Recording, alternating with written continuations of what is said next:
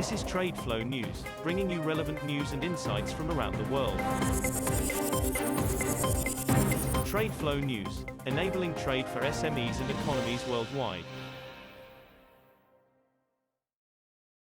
TradeFlow Capital Management celebrates 5 years of strong returns and SME success.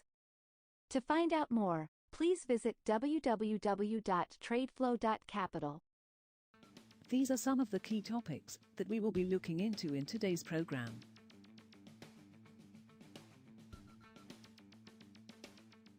First, let's take a look at the overnight headlines which are impacting the commodity markets. Singapore's diesel imports from Russia hit their highest volume in more than a year in March and are likely to stay elevated in April, according to government data and industry sources. Global oil trade flows have changed since Europe banned imports of Russian oil products from February 5 and the Group of 7 nations, EU and Australia imposed a $100 cap on Russian diesel trade using Western ships and insurance. The curbs are aimed at restricting Russia's revenues while keeping a lid on prices by allowing supplies into the market.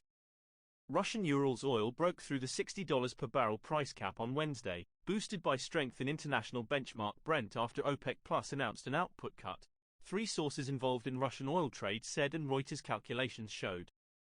The price cap was introduced in December by G7 countries and Washington said it would help to avoid supply disruptions by keeping Russian oil flowing, while limiting revenues for Russia's President Vladimir Putin. Prices in excess of the cap complicate trade for Russia, which has been excluded from the international financing system by Western sanctions as Urals can only trade in dollars, the currency of international commodity trade, provided it is sold below the $60 limit. Otherwise, another currency has to be used. Moving on to the top news in the energy sector. Oil rose on Thursday and was on track for a third weekly gain as further production cuts targeted by OPEC Plus and a drop in U.S. oil inventories overshadowed fears over global economic growth. Brent and U.S. crude have both gained more than 6% this week after the OPEC Plus on Sunday pledged surprise production cuts. Limiting gains on Thursday, however, was weak U.S. economic data that raised concern over economic growth. The U.S. services sector slowed more than expected in March and U.S. job openings in February dropped to their lowest in nearly 2 years. France and China signed several cooperation deals in the field of energy, notably nuclear and wind energy, during a state visit of French President Emmanuel Macron to China, the Élysée Palace said in a statement. The Élysée said French state utility EDF and Chinese utility CGN, both major operators of nuclear plants, had signed a deal to renew their long-standing partnership. Deals were also signed between EDF and China Energy Investment Corporation for offshore wind. Next, we have the top news in metal markets. Dalian and Singapore iron ore futures retreated in afternoon trade on Thursday after weaker-than-expected steel demand data disappointed the market. Output of construction steel products declined by 1.04% week-on-week to 4.23 million tons during the week as of April 6, while the apparent demand for both fell by 6.7% week-on-week to 4.36 million tons over the same period. Data from consultancy MySteel showed. The most traded September iron ore futures contract on the Dalian Commodity Exchange ended daytime trading 1% lower at a 2-week low of 793 yuan a ton, following a 2.7% drop in the first 2 working days of the week after sentiment was undermined by fresh intervention from the state planner. Gold prices eased slightly on Thursday as the dollar edged up and markets hunkered down for cues from the U.S. jobs report.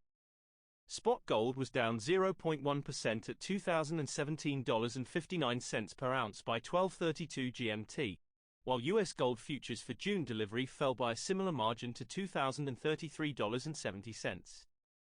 Bullion has gained about 2.4% so far this week, after the surprise oil output cuts by OPEC Plus and the weak U.S. private jobs and service sector data over the week added to fears of an economic slowdown, pushing the gold prices over $2,000.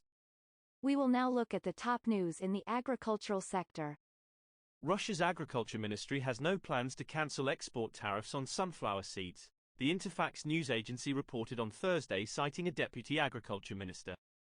Some lawmakers have called for the tariff to be scrapped in the face of falling prices. Russia's sunflower seeds are subject to a 50% export tariff until August 31, 2023, with the minimum charge set at $320 per ton. In March, a group of lawmakers in Russia's parliament called on the government to cancel the duties on at least 2 million tons of exports due to falling prices, while industry figures have said there are backlogs in processing and declining quality in the stocks which are being kept in reserve. That is all for today's news on commodity markets. Stay tuned to TradeFlow News as we continue to provide you with more updates. We also invite you to follow us on Twitter at TradeFlow News, which allows you to watch our program on your mobile device or desktop to receive information from there.